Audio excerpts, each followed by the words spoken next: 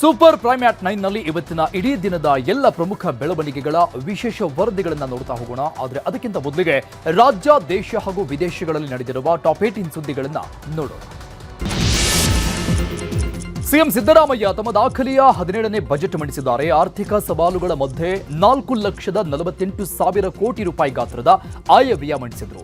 ಈ ವರ್ಷ 1,32,000 ಕೋಟಿ ರೂಪಾಯಿ ಸಾಲ ಮಾಡುವುದಕ್ಕೂ ನಿರ್ಧರಿಸಲಾಗಿದೆ.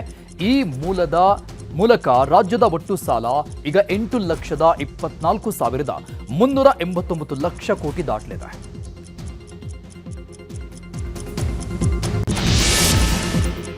ಸಿದ್ದರಾಮಯ್ಯ ಮಂಡಿಸಿದ 17ನೇ ಬಜೆಟ್ ಖಾಲಿ ಅಂತ ಬಿಜೆಪಿ ವ್ಯಂಗ್ಯವಾಡಿದೆ. ವಿಧಾನಸೌಧದ ಪೂರ್ವ ದ್ವಾರದ ಬಳಿ ಖಾಲಿ ಚೊಂಬು ಹಿಡಿದು ಬಿಜೆಪಿ ನಾಯಕರು ಪ್ರತಿಭಟಿಸಿದ್ರು. ಸರ್ಕಾರ ಖಾಲಿ ಅಂತ ಖಾಲಿ ಚೊಂಬು ಹಿಡಿದು ಬಿಜೆಪಿ ನಾಯಕರು ಘೋಷಣೆ ಕೂಗಿದ್ರು. ಇದು ದಿಕ್ಕುದೆಸೆ ಇಲ್ಲದ ಬಜೆಟ್ ಅಂತ ಲೇವಡಿ ಮಾಡಿದ್ದಾರೆ.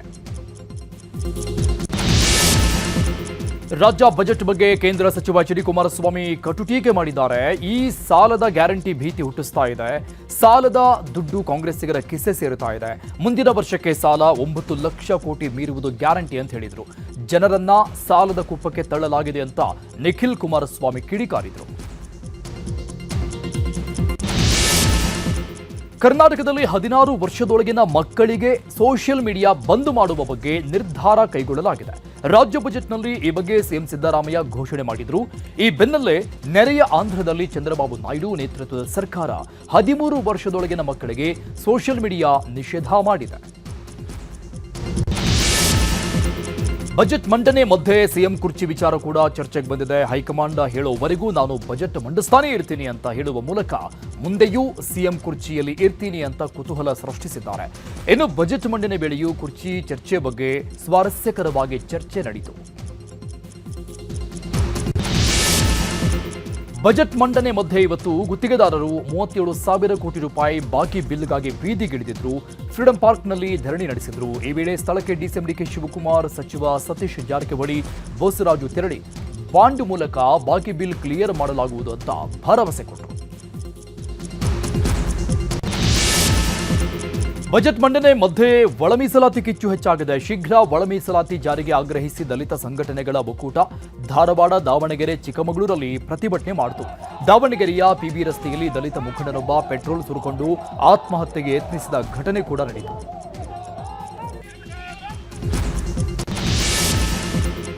ಮಧ್ಯಪ್ರಾಚ್ಯದಲ್ಲಿ ಯುದ್ಧ ಸದ್ಯಕ್ಕೆ ನಿಲ್ಲೋ ಲಕ್ಷಣಗಳು ಕಾಣಿಸ್ತಾ ಇಲ್ಲ. ಸತತ 7ನೇ ದಿನವೂ ಅಮೆರಿಕ, ಇಸ್ರೇಲ್ ಮತ್ತು ಇರಾನ್ ಮಧ್ಯೆ ಭೀಕರ ಕಾಳಗ ನಡೆದಿದೆ. ಈ ಸಂಘರ್ಷದಲ್ಲಿ ಇಲ್ಲಿಯವರೆಗೆ ಇರಾನ್ನಲ್ಲಿ 1,500 ಜನ ಸಾವನ್ನಪ್ಪಿದ್ದು 6,000ಕ್ಕೂ ಹೆಚ್ಚು ಜನರು ಗಂಭೀರವಾಗಿ ಗಾಯಗೊಂಡಿದ್ದಾರೆ. ಇಸ್ರೇಲ್, ಅಮೆರಿಕ ಮತ್ತು ಇರಾನ್ ನಡುವೆ ಕೇವಲ ವಾಯುಸೇನೆ ಮಾತ್ರವಲ್ಲದೆ ನೌಕಾ ಸೇನೆ ಕೂಡ ಭಾರಿ ಕಾಳಗ ನಡೆಸ್ತಾ ಇದೆ. ಇರಾನ್ನ ಡ್ರೋನ್ ವಾಹಕ ನೌಕೆಯನ್ನ ಅಮೆರಿಕ, ಇಸ್ರೇಲ್ ಪಡೆಗಳು ಉಡಾಯಿಸಿದ್ದಾವೆ. ಈವರೆಗೆ ಇರಾನ್ನ 30ಕ್ಕೂ ಹೆಚ್ಚು ಯುದ್ಧ ನೌಕೆಗಳನ್ನು ಧ್ವಂಸ ಮಾಡಿರುವುದಾಗಿ ಅಮೆರಿಕ ಹೇಳಿದೆ. ಇರಾನ್ ಜೊತೆಗಿನ ಯುದ್ಧದ ಮಧ್ಯೆ ಅಮೆರಿಕ ಭಾರತಕ್ಕೆ ಗುಡ್ ನ್ಯೂಸ್ ಕೊಟ್ಟಿದೆ. ಮುಂದಿನ 30 ದಿನಗಳವರೆಗೆ ಭಾರತೀಯ ಶುದ್ಧೀಕರಣ ಸಂಸ್ಥೆಗಳು ರಷ್ಯಾದಿಂದ ತೈಲವನ್ನು ಖರೀದಿಸಲು ಅವಕಾಶ ನೀಡಿದೆ. ರಷ್ಯಾ ಕೂಡ ಭಾರತಕ್ಕೆ ತೈಲ ನೀಡುವುದಾಗಿ ಹೇಳಿದೆ. ಹೀಗಾಗಿ ಭಾರತದಲ್ಲಿ ತೈಲ ಕೊರತೆ ಆತಂಕ ಸದ್ಯಕ್ಕೆ ದೂರವಾಗಿದೆ. ಭಾರತದ ಕಂಪನಿಗಳಿಗೆ ರಷ್ಯಾದಿಂದ ತೈಲ ಖರೀದಿಸಲು ಅಮೆರಿಕ 30 ದಿನ ಅವಕಾಶ ನೀಡಿರುವುದಕ್ಕೆ ಪ್ರಧಾನಿ ಮೋದಿ ವಿರುದ್ಧ ಕಾಂಗ್ರೆಸ್ ಕಿಡಿಕಾರಿದೆ. ರಾಜಿ ಮಾಡಿಕೊಂಡಿರುವ ಒಬ್ಬ ವ್ಯಕ್ತಿಯನ್ನ ತನ್ನ ಲಾಭಕ್ಕೆ ಅಮೆರಿಕ ಬಳಸಿಕೊಳ್ತಾ ಇದೆ. ದೇಶದ ಇಂಧನ ಸುರಕ್ಷತೆಯಲ್ಲಿ ಭಾರತ ರಾಜಿ ಮಾಡಿಕೊಂಡಿದೆ ಅಂತ ರಾಹುಲ್ ಗಾಂಧಿ ಕಿಡಿಕಾರಿದ್ದಾರೆ. ಭೀಕರ ಯುದ್ಧದ ಮಧ್ಯೆ ಅಮೆರಿಕ ಅಧ್ಯಕ್ಷ ಡೊನಾಲ್ಡ್ ಟ್ರಂಪ್ ಪಾದ್ರಿಗಳನ್ನ ಶ್ವೇತಭವನಕ್ಕೆ ಆಹ್ವಾನಿಸಿದ್ರು. ಈ ವೇಳೆ ಓವಲ್ ಕಚೇರಿಯಲ್ಲಿ ಅಧ್ಯಕ್ಷರ ಮೇಲೆ ಕೈಯಿಟ್ಟು ಪಾದ್ರಿಗಳು ಅಮೆರಿಕದ ಸಶಸ್ತ್ರ ಪಡೆಗಳ ರಕ್ಷಣೆಗಾಗಿ ಪ್ರಾರ್ಥಿಸಿದ್ರು. ಇನ್ನು ಬೇಷರತ್ ಶರಣಾಗತಿ ಬಿಟ್ಟು ಯುದ್ಧ ನಿಲ್ಲಿಸಲು ಇರಾನ್ಗೆ ಬೇರೆ ದಾರಿಯೇ ಇಲ್ಲ ಅಂತ ಹೇಳಿದ್ದಾರೆ ಟ್ರಂಪ್.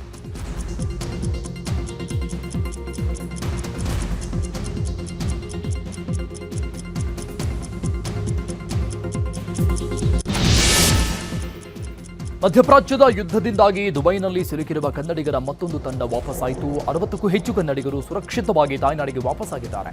ಬೆಂಗಳೂರಿಗೆ ಬರ್ತಾ ಇದ್ದಂಗೆ ಕನ್ನಡಿಗರು ಸಂತಸ ವ್ಯಕ್ತಪಡಿಸಿದ್ದಾರೆ. ಕಾಂಗ್ರೆಸ್ ನಾಯಕ ಹಾಗೂ ಲೋಕಸಭೆ ವಿಪಕ್ಷ ನಾಯಕ ರಾಹುಲ್ ಗಾಂಧಿ ಚುನಾವಣೆ ಹೊಸ್ತಿಲಲ್ಲಿರುವ ಕೇರಳ ಪ್ರವಾಸದಲ್ಲಿದ್ದಾರೆ.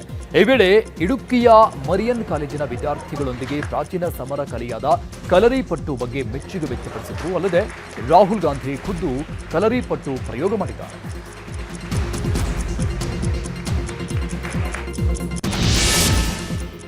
ಲೋಕಸಭೆ ಸ್ಪೀಕರ್ ಓಂ ಬಿರ್ಲಾ ವಿರುದ್ಧ ಅವಿಶ್ವಾಸ ನಿರ್ಣಯ ಮಂಡಿಸಲು ಸಜ್ಜಾಗಿರುವ ಕಾಂಗ್ರೆಸ್ ತನ್ನ ಸಂಸದರಿಗೆ ವಿಪ್ ಜಾರಿ ಮಾಡಿದೆ. ಮಾರ್ಚ್ 9ರಿಂದ 11ರವರೆಗೆ ಕಡ್ಡಾಯ ಹಾಜರಿಗೆ ಸೂಚಿಸಿದೆ. ಮಾರ್ಚ್ 9ರಿಂದ ಬಜೆಟ್ ಅಧಿವೇಶನದ 2ನೇ ಹಂತ ಆರಂಭವಾಗಲಿದೆ. 2025ನೇ ಸಾಲಿನ ಯುಪಿಎಸ್ಸಿ ನಾಗರಿಕ ಸೇವಾ ಪರೀಕ್ಷೆ ಫಲಿತಾಂಶ ಹೊರಬಿದ್ದಿದೆ. ಕರ್ನಾಟಕದ 22 ಮಂದಿ ಯುಪಿಎಸ್ಸಿಗೆ ಆಯ್ಕೆಯಾಗಿದ್ದಾರೆ.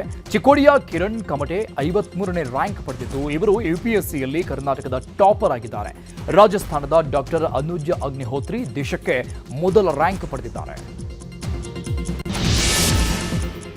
ಮಂಡ್ಯದ ಪಿಡಬ್ಲ್ಯೂಡಿ ಇಲಾಖೆಯ ಎಡಬ್ಲ್ಯೂ ಸತೀಶ್ ಮನೆಯಲ್ಲಿ ಕೋಟ್ಯಾಂತರ ರೂಪಾಯಿ ಮೌಲ್ಯದ ಆಸ್ತಿ ಪತ್ತೆಯಾಗಿದೆ. ನಿನ್ನೆ ಎಡಬ್ಲ್ಯೂ ಸತೀಶ್ ಹೊಂದಿದ್ದ 4 ಮನೆಗಳ ಮೇಲೆ ಲೋಕಾಯುಕ್ತ ಅಧಿಕಾರಿಗಳು ದಾಳಿ ಮಾಡಿದ್ರು.